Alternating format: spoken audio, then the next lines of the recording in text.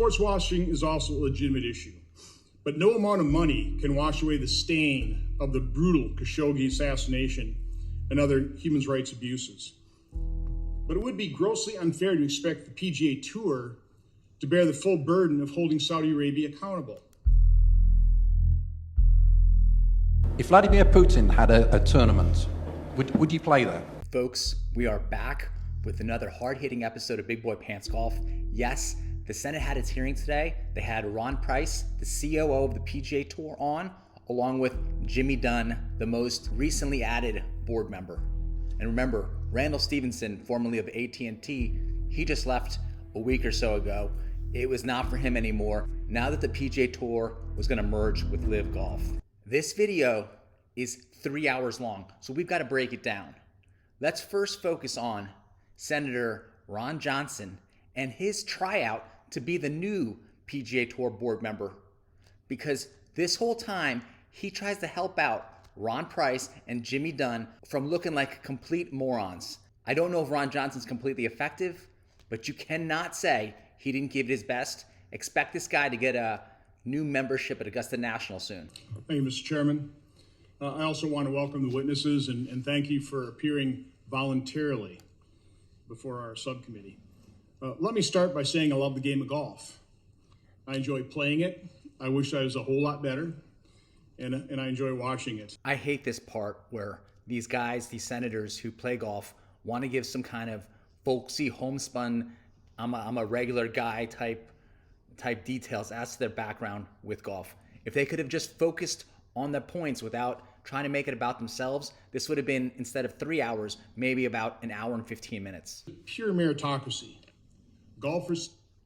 So Ron Johnson says this whole thing is now a pure meritocracy, even though the PGA Tour has switched out this whole meritocracy narrative as soon as they went to the designated tour events. Now there's no cuts. Apparently Senator Johnson picks and chooses the narratives because now the current narrative is that the PGA Tour is an entertainment product. Every golfer can empathize with a pro who is trying to hold on to a one-shot lead, execute a difficult shot, or sink a crucial putt. We appreciate the moments of celebration, and we sympathize with the failed attempts. This is starting to sound like Senator Ron Johnson received his own talking points memo, because it's as hokey and cheesy as the ones that Jay Monahan wrote for Tiger Woods to try to fire up the troops against the Saudis. Ron Johnson goes on and on. Here he gets to the point where how do you determine how you compensate all these players? And then finally he gets to this point.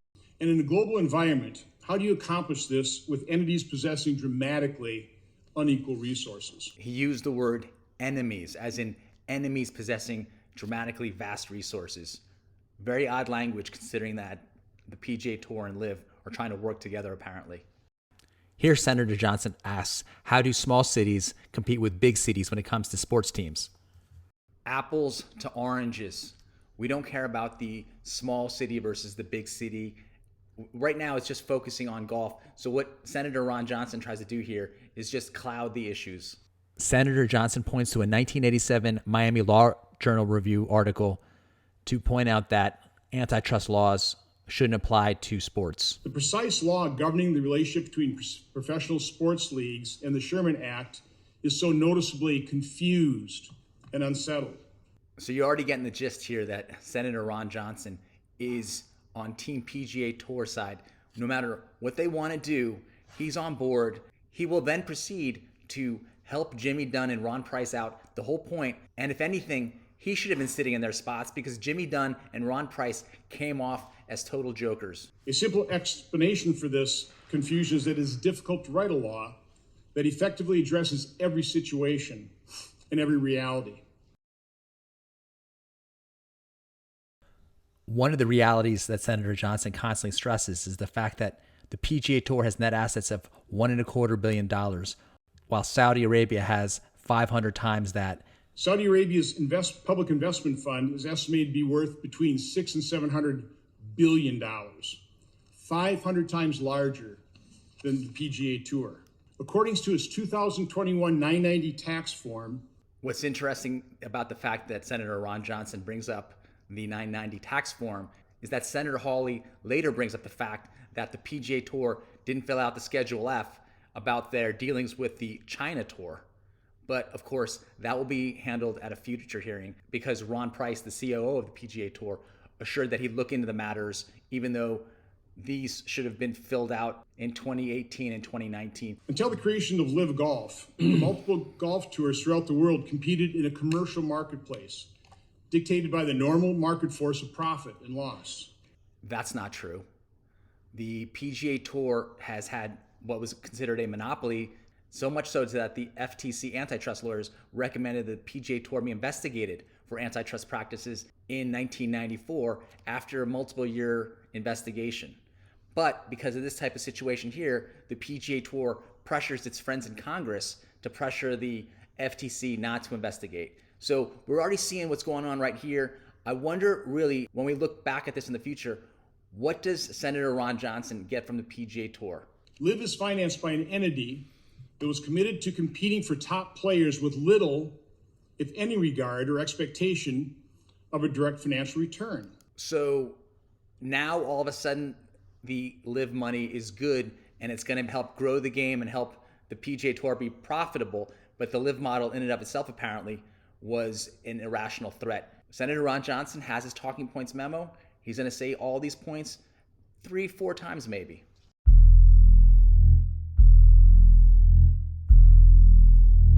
Here, Senator Ron Johnson wants to take this opportunity to show that he's on the side of the 9/11 families. He's got these documents that are heavily redacted.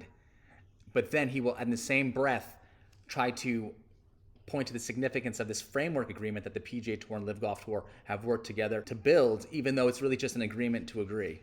And I want to completely support the 9/11 families in obtaining transparency and the truth. Johnson requests that these documents be entered on record. So he wants to help increase the transparency and truth in relation to 9/11, but you're going to see this whole video where he's featured, all he does is try to, again, muddy the waters and help Jimmy Dunne and Ron Price get through their talking points because apparently they're unable to memorize their talking points memos, or they just got really nervous at this hearing. So now he's taking the stance that pro-LIV people were taking a year ago and saying that, why are you holding these golfers to a higher standard than you hold governments? So it's just interesting to see how things have gone completely 180 degrees for the PGA Tour side. Now they have to adopt the points that the LIV Golf side were making a year ago. Anyone who drives a car or uses oil-based products has helped fill the coffers of the Saudi Public Investment Fund. Everything the pro-LIV side has said before, there's Saudi money in everything, and now suddenly the PGA Tour side is going to repeat those points. You got money in Facebook, you got money in Uber, you got money coming in with the US government selling arms to Saudi Arabia. We've all been saying this the whole time, and now they have to say it. If the kingdom's involvement in golf and other sports helps it to modernize and offer more rights to women, wouldn't that be a good thing? This is exactly what Paul Casey said in that interview when he was on stage getting grilled by Christine Brennan, that he's seen positive changes in Saudi Arabia and that these women are having the chance to drive and have education. So here again, Senator Rob Johnson has to adopt the other side's talking points. And now what does Christine Brennan say? Because now you even got a senator up here defending the possibility that Saudi Arabia can be progressive. As courts have indicated, Congress does have a legitimate role to play in settling the confusion in the law governing professional sports. I won't focus on this, but Senator Rand Paul later says that Congress actually shouldn't get involved. It has no standing to get involved. That said, I did not sign the request for information or the memo issued by the majority because the parties are in the midst of what should be a private negotiation.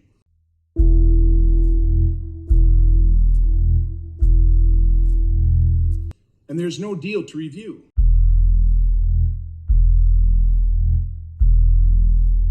But I hope this hearing can be constructive and address the many legitimate questions the public has regarding the future of golf and how to preserve the purity of competition at the highest levels of the game. So it's awesome here to see is that Senator Johnson has issues with the sports washing and the human rights abuses, etc.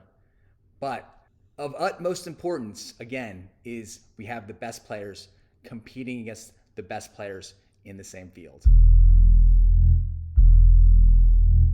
I'd like to just try and lay out the reality that you were faced with. That the PGA Tour had to seek out Saudi money because of what the Saudis had done. It's only because of what the kingdom did, correct? That's correct, Senator Johnson. It's only because of LIV that we're sitting here today. And PIF is 500 times larger than the PGA Tour. It's Roger Devlin. Jimmy Dunne, in true Jimmy Dunne fashion, mumbles some answer about never having met Roger Devlin, that Roger Devlin had emailed him something. But don't worry, Senator Rob Johnson will respond. I believe he had helped Saudi Arabia invest in some soccer team or whatever. He reached out to you in January saying, the time may be right to sit down and try and repair the breach. So Senator Ron Johnson asked Jimmy Dunne who Roger Devlin is, or whatever his name is, and Jimmy Dunne can't answer the question. So Senator Johnson, wanting to get this information out there, has to answer it himself. Next time, just say Roger Devlin and then read off the Wikipedia information you have on your sheet in front of you instead of going through this whole dog and pony show. My advice to the commissioner was don't waste any time talking to anybody other than the guy with the money. And who's that guy with the money in your mind? The governor, Yasser Al-Rahman. Well, I don't know how much of an option it was to talk with anyone other than Yasser Al-Rahman, because Jay Monahan, the CEO of the PGA Tour, specifically said he wouldn't meet with Greg Norman. Roger Devlin emails saying that he's afraid that golf will be split in two because of the Saudi money. I read that, and I recognize what reality the PGA was facing. I mean, is that kind of typify one of the reasons you decided to reach out to? Senator Johnson has to explain the PGA Tour side to Jimmy Dunne and hope that Jimmy Dunne can just say yes once in a while. Yeah, thank you, Senator. They didn't say yes for him. Just say yes once. The PGA Tour it's not that big in terms of players. So if they take 5 players a year, in 5 years. Straight up talking points memo malfunction. These guys needed to coordinate better because Jimmy Dunne's answers aren't on point to Senator Johnson's, leading him he's literally taking the horse to the water, and Jimmy Dunne refuses to drink. All he has to do is say, yes, that's correct. The PGA was facing an existential threat because of the PIF and because of LIV. Jimmy Dunne should be the one saying this and explaining the PGA Tour situation. It shouldn't be Senator Johnson having to explain exactly why the PGA Tour needed to take the LIV money. You can see how orchestrated and phony this whole thing is. So you're responding to that existential threat. So now, I didn't hear him say yes. You've agreed to reach out to Yasser Al-Rahman.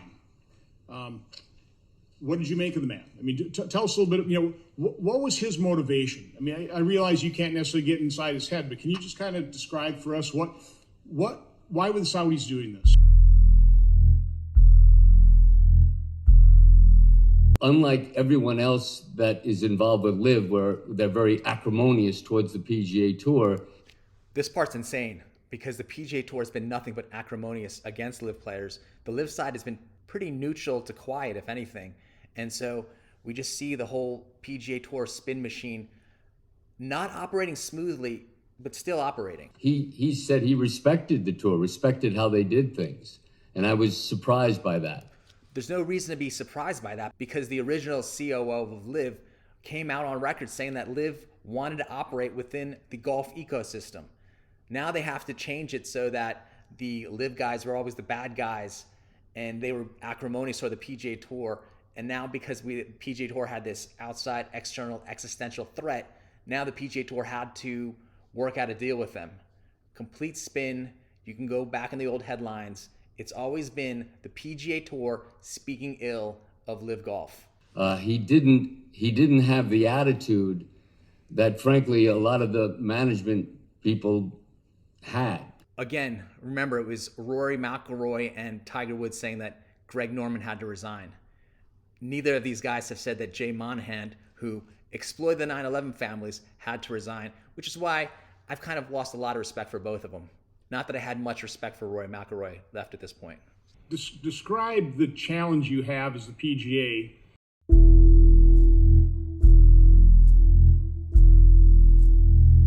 compensating the top players, compensating everybody, and also attracting top players to come to your tournaments, which is what you need to attract the audience, the viewership, the TV deals, the sponsorship. Just talk about that challenge in general. So we represent all the players, none of whom can give their opinion ever, and the same players that you kept in the dark when you're making this deal, even though you were a member-run organization. and so our process we have to go through is allocating resources that the players earn through competition. I think Jay Monahan, the CEO, got $15 million. I don't think he earned it through competition, though. We're performance-based. A pure meritocracy is Not next year when you go to designated events and there's no cut and there's only a 40% churn rate in these events. So if you can get in for 2024, you have a better than 50-50 chance of staying on as long as you play decent golf. Sorry, Billy Horschel, you're probably out. the players who are performing well, our top players, those are the ones that the fans are interested in. No one's interested in Patrick Cantlay. He's a top-rated player. It isn't just necessarily about your performance. Ricky Fowler wasn't performing well for a long time, still had tons of sponsors. So let's just not focus on the fact that it's your top performing players and that it's a meritocracy. What Senator Johnson should have asked here was, what about this whole player impact program money? The ones you were giving out, not based on meritocracy, but based on these players moving the needle. And 5 of those players the first year went to LIV, including Phil Mickelson and Brooks Koepka, DJ and Bryson DeChambeau. All right, I forget the 5th one. Might be Patrick Reed. But the players who were popular, not based on their performance necessarily just on the golf course, but with how much the fans wanted to see them and how much the sponsors probably wanted to play with them in the Pro-Ams. And to the extent that LIV Golf has been successful in taking away some of our top players through their irrational, economic business model.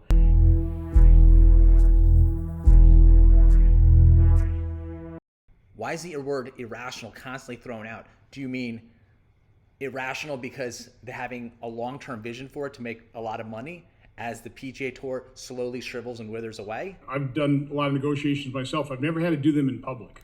This guy looks like every dad in every 80s movie when his daughter gets pregnant. And then he has to deal with the fact that his daughter isn't his little girl anymore. I want to emphasize for the committee, for the audience, that you don't have a deal.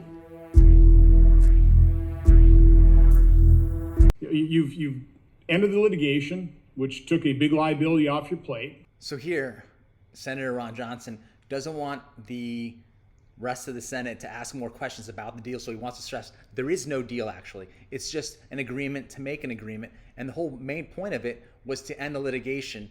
But they had to do it in secret because when they're ending this litigation, they wanted the LIV lawyers to not be informed, which is completely mind-boggling because anytime you have any type of agreement, you want the lawyers from both sides to look at what's being spelled out in the agreement, even if it's just a framework agreement. And on top of that, on the PGA Tour side, you still had the PGA Tour director, Ed Herlihy, who's a lawyer. His law firm, as is later confirmed in this Senate hearing, is making money representing the PGA Tour. So I'm a little confused as to, you still going to have the PGA Tour legal side, Ed Herlihy, and his law firm making money through the litigation or through legal fees, but you're touting secrecy as this amazing idea you guys had so that the LIV lawyers wouldn't look in on the deal. But of course, once you get past this framework deal and try to get to a definitive deal, you've still got to involve the LIV lawyers. Talk about how difficult it is for the PGA to have all this information exposed. Ideas get thrown out in negotiation. The reason there is no secrecy is because the PGA Tour side put out the framework agreement. Mr. Price, as we spoke over the phone a couple of weeks ago, and I read the framework, which immediately got leaked. The PGA Tour is the one who made the framework agreement public. It struck me as this is a kind of a win-win situation. In any negotiation, what you want in the end is a win-win. I don't really think that's the standard about creating a win-win when there's potentially antitrust laws in play here. But Senator Johnson pitching for another fancy membership at some local golf course, and with his PGA Tour connections, this guy is putting on a show to get people to say, hey, It's a win-win. We're good with it. PGA Tour wins, Saudi Arabia wins, but do the fans and do the people win? It isn't like the product is better. It's just that there's a lot more money. The LIV golf product is much better than the PGA Tour. That's kind of why Jimmy Dunne has to throw that out there, because no one likes the PGA Tour product. It's been complained about for years. PGA Tour product hasn't changed. It's not good. No one wants to see 80% commercials. No one particularly wants to listen to Paul Azinger or whoever the announcers are. And even the newer announcers that bring it in, like Colt Knost, don't get the job done.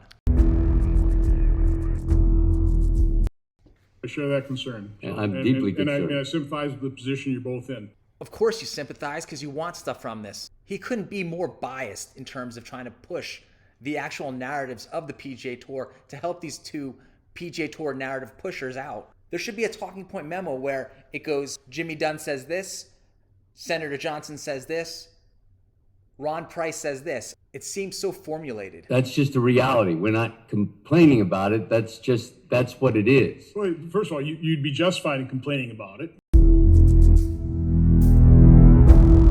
Okay, I mean, you faced an existential threat. So later, we're at the hour 42-minute mark. Senator Johnson jumps in there and says, hey, you'd be justified trying to back up his boy Jimmy Dunne again. All-star performance. This guy deserves double whatever the PGA Tour side is paying him. You faced this for 2 years. You engaged in litigation, spent about $50 million. Just trying to defend yourself, and all of a sudden there was a way out of this. This guy sounded like a defense attorney who's defending his client for murdering someone and saying that there were these extenuating circumstances. He was in the right frame of mind, and he still, in the end, did the right thing.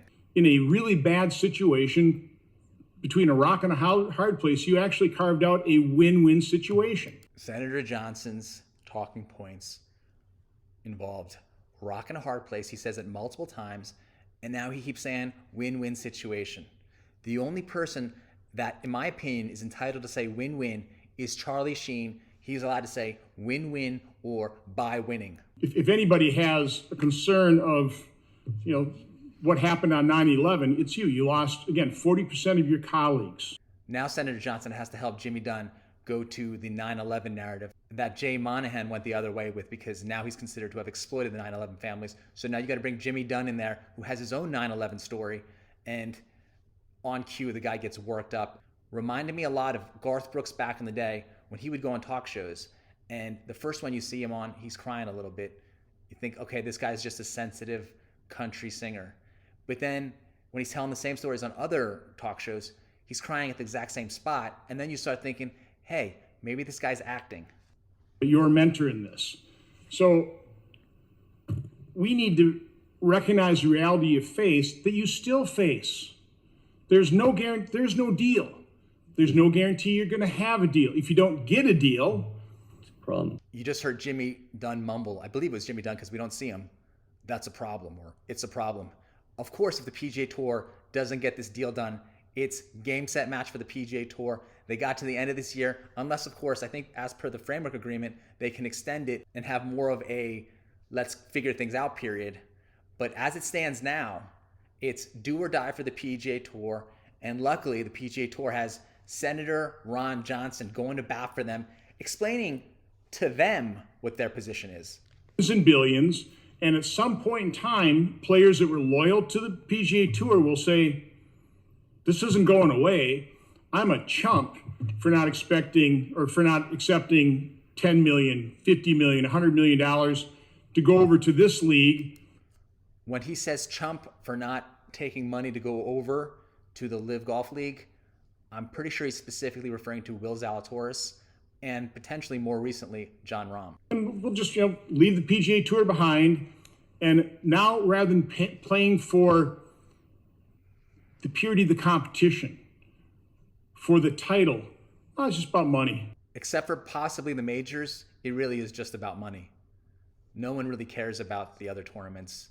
I hate to break it to you. That's why Brooks Koepka has 9 total wins, 5 of which are majors, plus 1 LIV tournament. So I guess he has a total of 10 wins now, but he's a giant in the game because he has 5 majors. Whereas you have a guy like Dustin Johnson, he's got more than 20 wins, only 2 majors, and you're going to still think, hey, Brooks Koepka had a better career at this point. I make $10 million whether I win or not, just by showing up. That destroys the game of golf. If you think that destroys the game of golf, that you're making money just by showing up, and it's not going to be $10 million, then why aren't you complaining about the designated events where there's going to be no cuts and everyone's going to get paid as well? I mean, can you tell me where I'm wrong or where I'm right?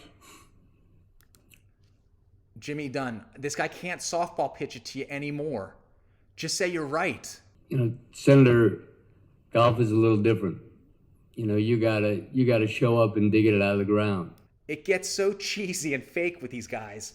This guy can't answer any questions, and then he wants to read out of like Harvey Penick's little red book or something. I'm surprised this guy isn't invoking the spirit of Ben Hogan at certain points. I guess that quote I said, it takes a lot to turn down a lot of money. I think it was, if I recall, I think it was in reference to Tiger Woods. So if it takes a lot to turn down a whole lot of money, or a lot of money, then that just shows that the PGA Tour doesn't have that whole lot of whatever Jimmy Dunne's referring to, because they're not turning down the money apparently.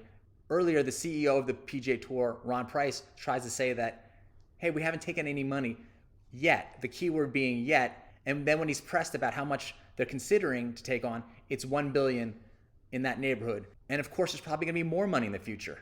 And so these guys, even in a Senate hearing, will try to weave in and out of these questions. But by the way, it sounds like the PIF, reading the documents behind this, that they were recognizing the players that stayed true to the PGA Tour, and they're going to figure out some way to compensate that. I mean, I saw that in the documents. They were... Every angle, every turn, Senator Johnson tries to back up the PGA Tour side, even saying that, and this may be true, that PIF was going to find a way to make the players that turned down the money whole, even though these are the players who had the opportunity to take the cash, but they'd also have to take on some risk, because there would have been the PGA Tour side smearing them, as they were doing for all the other PGA Tour players that went over to LIV. They were washed up, or they didn't want to handle the pressure anymore. They didn't want to play real golf.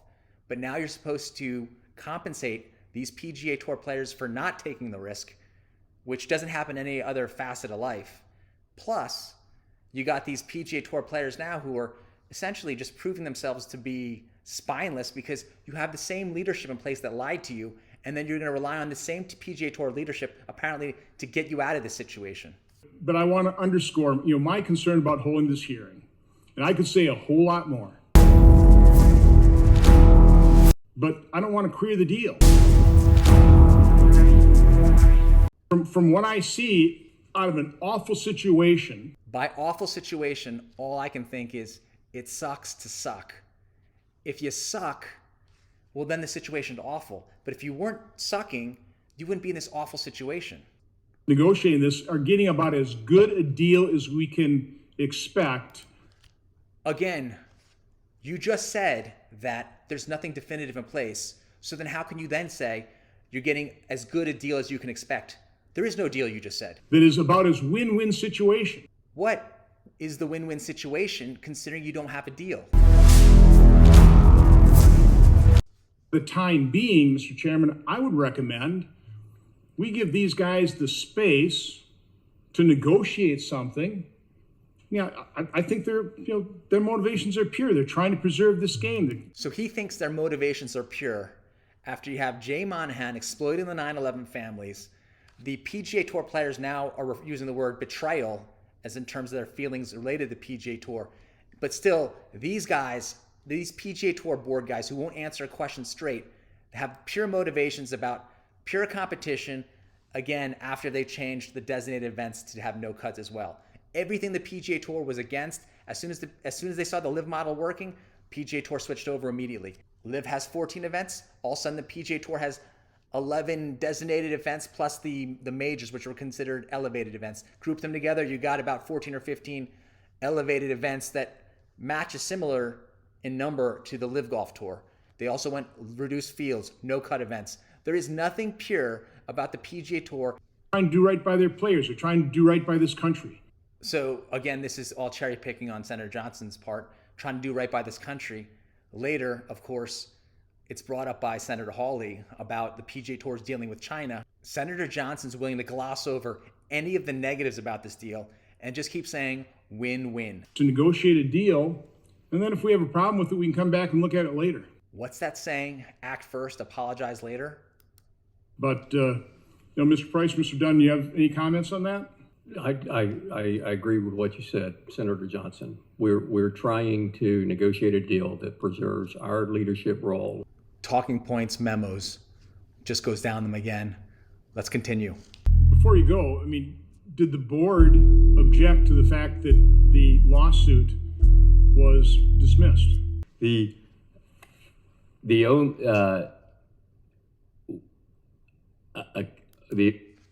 Is communicating not your specialty? No, they did not. The reality was, in fact, Mr. Stevenson described it to me as like that this is just a litigation settlement. There's really not much to this. That's what. So Mr. Stevenson would be Randall Stevenson. He's the guy who just quit the board membership because he couldn't in good conscience be a part of the PGA Tour and LIV merger, apparently. But he was not happy about not knowing about it. And again, you got to ask him. We can emphasize again, there is no deal. There's no deal. There's no agreement. And that means there's no win-win. There's a settlement of the lawsuit, and we're talking, and we're trying to see if we could do something that makes sense for our players, sponsors, fans. That's what we're trying to do. Anytime I hear one of these guys talk about the fans, like they're doing something for the fans, all I think about is the back and forth tweeting I did with an ESPN/Golf Channel host who assured me that the fans were on the bottom of that importance list, that the fans don't matter. And this is not making it any easier. What is this? You're making it easier for them because you're the one who's pitching the fact that they're having this win-win situation, that the litigation is settled, it's great for the PGA Tour, that they're doing it in the meritocracy and purity of the game. But there is no deal, as you keep pointing out, on the other end of the spectrum. Let's be honest, this is not making your job any easier. Who cares? No, it's making it a lot harder. So what do you say to Yasser Al-Rumayyan and Jay Monahan when they went on CNBC on June 6th to tell everyone about this merger? From my viewpoint, I don't see the PGA as doing anything wrong here. And unfortunately, from some of my colleagues, the line of their questioning implies that there's something. Well, I think it's not necessarily something wrong, but everyone, including the players on the PGA Tour side, probably wonder about the sudden and drastic reversal of position that came about on June 6th when you had for over a year the PGA Tour side saying they would never negotiate or deal with LIV Golf, and then suddenly they're going to work together. So naturally people will be curious as in, well, what happened behind the scenes, if we're allowed to be privy to that made the PGA Tour side do a complete 180 about face. Nefarious or something wrong, or that you violated, for example, your duty to the board. I don't think it has anything to do with the duty to the board. The board, made up of its members, weren't even informed. So yeah, on one level, that is an actual issue because it is nefarious not to let your board in on the decision making when they're supposed to be the ones in power. Mr. Price, we'll start with you. Thank you, Senator. No, certainly from our point of view, we faced an existential threat, as you indicated earlier. Meaning you fed him his lines. Our sole purpose was to preserve our existence so that we could continue to benefit our constituents, our players, and charity, and our ability to continue to lead professional golf, and as a result, get in a position of where LIV Golf was not leading professional golf and control. These guys just reek of incompetence. The fact that this guy doesn't understand how the Schedule F form didn't mention the monies sent overseas to China, you've just got to wonder if these guys come up this unprepared to a Senate hearing where they know they're going to get grilled. I wonder what they're doing in the offices. Negotiations were confidential, so that surprised a lot of people. And that was, unfortunate that we had to surprise people, but it was necessary.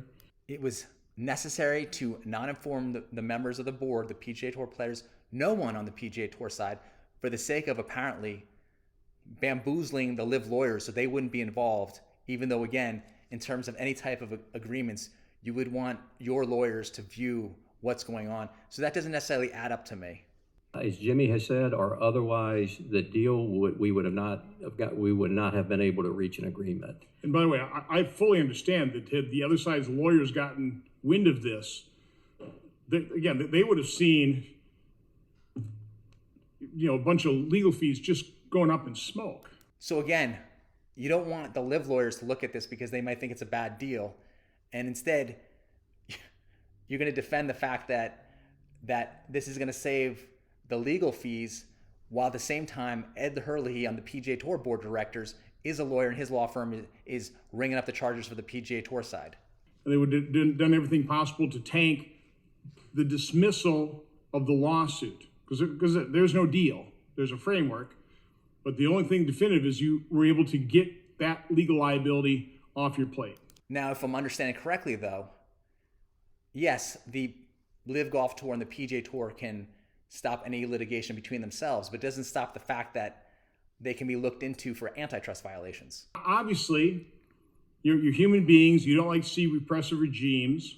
From a business standpoint, you've got a way, if you involve yourself in a country that's doing things that maybe your fan base wouldn't approve of. I mean, PGA Tour actually dealt with China for many years.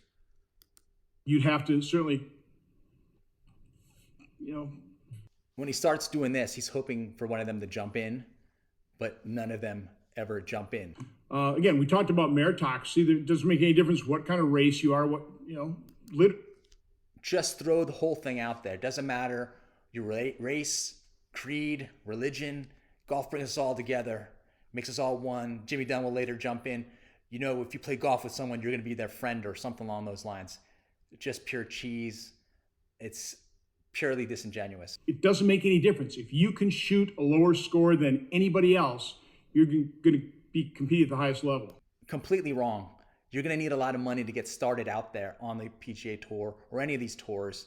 Senator Johnson lives in some kind of foo-foo la-la land, and he's definitely got some kind of PGA Tour talking points memos to read off of, and that's all he does this whole hearing. Just talk about what you think the game of golf can do for the world. Just in the world prospect, and I know there's been a lot of discussion about 9/11 and involvement. So he's asked about growing the game of golf, and then he says he's very jaded on this.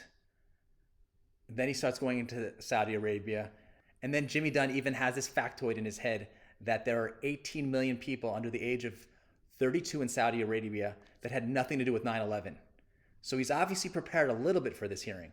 There's 30, if you look at even in Saudi Arabia, I think there are 18 million young men and Saudi women that are under the age 32. And I think it would be good if they didn't think every American hated them, because they had absolutely nothing to do with 9/11. And think about how long Brandel Chambly and Eamon Lynch have been going after Saudi Arabia, along with Christine Brennan, of course. And I think that golf can be a force throughout the world. Now, with respect to that, Senator, we would not be negotiating with them. They wouldn't have been the first pick. But first of all, we didn't need money. You didn't choose. No. We. So Saudi Arabians, not that bad, but also not our first pick. To the table because of the situation at hand, which is the vulnerability to the tour. And the tour... The vulnerability to the tour, but earlier Jimmy Dunne talks about negotiating out of a position of strength all over the place.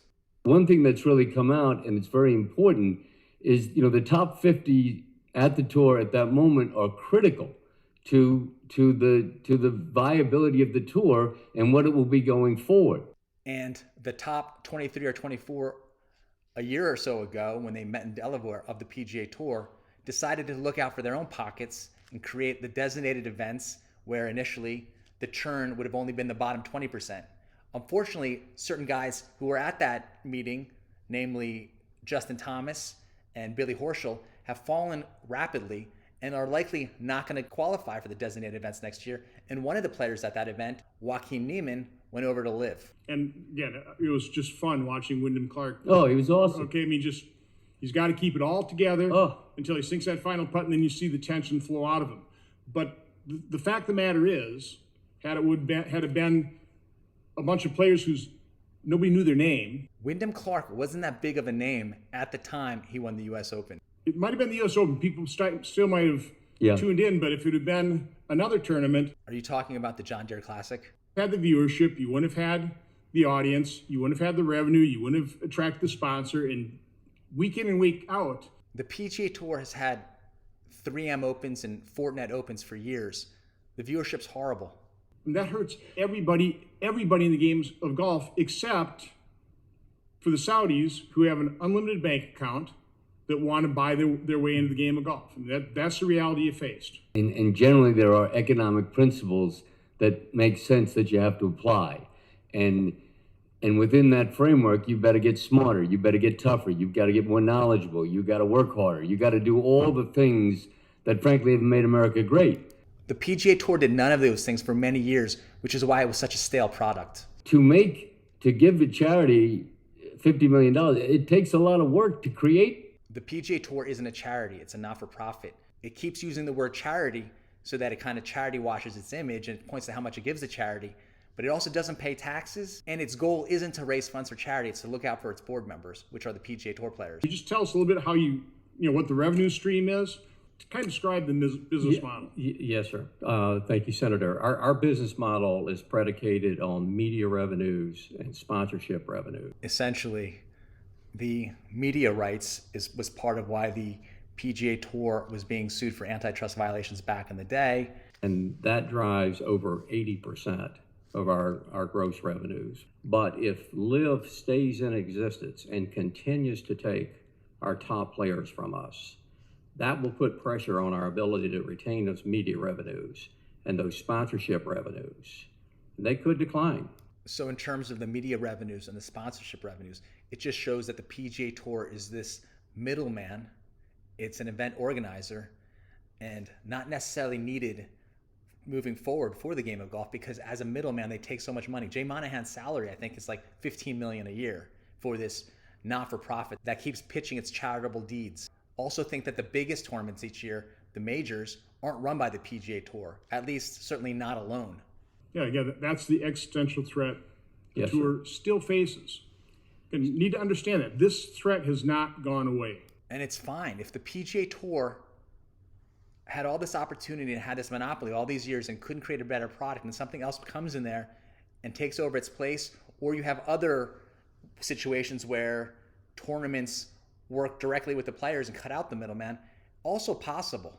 You just had this whole system, this whole ecosystem where the PGA Tour controlled the OWGR points. It's the same guys on the PGA Tour board of directors who are also on the OWGR with the head of the RNA, etc. It's this closed circle where they kept all the competition out so that they could take a huge cut from what they did. The PGA Tour is not needed for golf.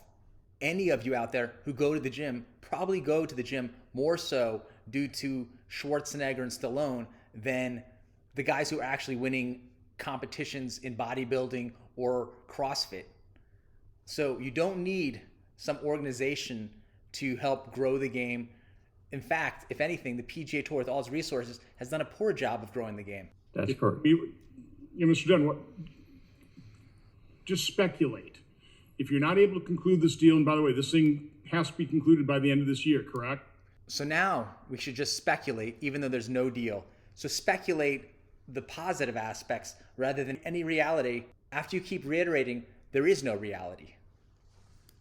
Or else, again, the lawsuits aren't reinitiated, That's correct. but LIV can, once again re-engage in trying to attract more and more players and continue to build their tour.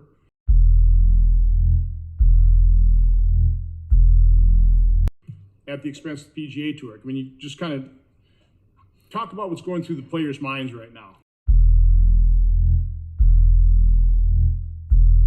Well, understandably, the players were shocked, and the real problem was the initial announcement. And no one forced you guys to make the initial announcement.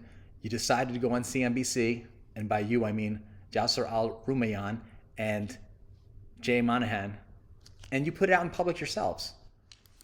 What should have been said is LIV and the PGA Tour have agreed to settle their lawsuits. There's been a lot made of that tentative disparagement clause. First of all, Mr. Dunn, you've done a lot of deals. That's not unusual to have an anti-disparagement clause in any agreement, right? Senator, it is very common. Senator Johnson has to address the fact that Senator Blumenthal was very focused on the fact that the framework agreement has this no disparagement clause. And so now Senator Johnson, acting on behalf of the PGA Tour, has to say, hey, this is just normal in any kind of contract. It's hard to get an agreement with someone if you're saying bad things about them while you're by the pendency of the agreement. That's exactly why there is this hearing, is that it's hard to believe that you're going to make an agreement with an opposing party that you spent over a year bad-mouthing. I understand the sensitivity to it. I applaud Senator Blumenthal for raising it because, in this country, we believe in free speech, and we do. This has a very short term. If we'll get to a deal, terrific. If we don't, it's gone. By the way, there's nothing the PGA Tour can do to bind players to a disparagement. They've got freedom of speech, correct? This is interesting because this is exactly against what Eamon Lynch was focused on the Golf Channel about the disparagement clause and that going through via the framework agreement, and that obviously now that the PGA Tour side couldn't badmouth Saudi Arabia or any of its officials. Likewise, you had Rex Hoggard come out on the Golf Channel saying that when these LIV players wanted to come back to the PGA Tour, that they were going to be punished for speaking out against the PGA Tour. And Brandel Chambly also said this when he was on Rich Eisen, saying that those who gloated the most were going to get more punishment, so that they shouldn't have gloated. So Senator Johnson needs to become more aware of the totality of the circumstances and all these other things that the PGA Tour side has done itself to show that it's a bad faith actor. I'm not even sure there's anything you can do to bind certain members of the board. You might be able to bind the organization, not from issuing public releases. Mr. Price, what is your understanding of really what would be the enforceability of any anti-disparagement or disparagement clause? So on the PGA Tour side, when they have clauses in there that you can't disparage the PGA Tour, then it's totally enforceable. But in this situation, now Senator Johnson wants to say, wait, hey, this doesn't really mean what you think it means. It doesn't. You could still say speak your mind. You still have free speech. Also, the First Amendment only applies to citizens speaking out against the government. And to enforce anything against our players for speaking their mind. They're free to speak their mind. But again, how enforceable would it be against any member of the board or individuals as opposed to the organization?